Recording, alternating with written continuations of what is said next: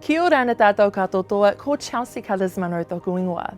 Our level of personal risk is a tricky thing to figure out, particularly when it comes to COVID-19.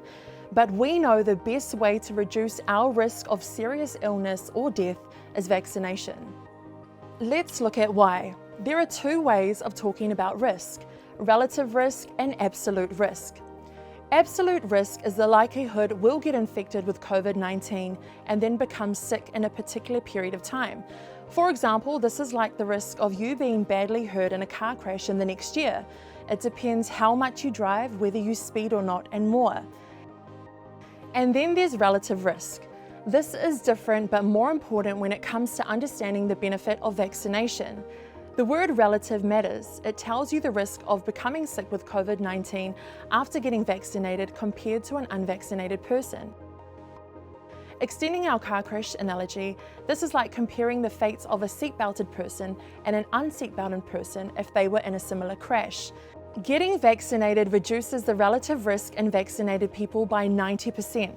Essentially, they are much less likely to get COVID-19. How does this compare to the risk of vaccination? There are risks with taking any medication: Panadol, the contraceptive pill, vaccines.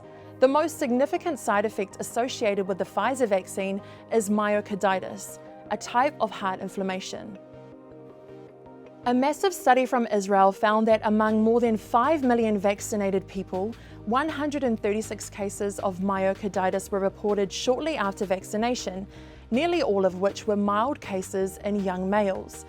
Yes, there is a small risk associated with being vaccinated, but the rates of serious illness and death associated with actually getting COVID-19 are much, much higher.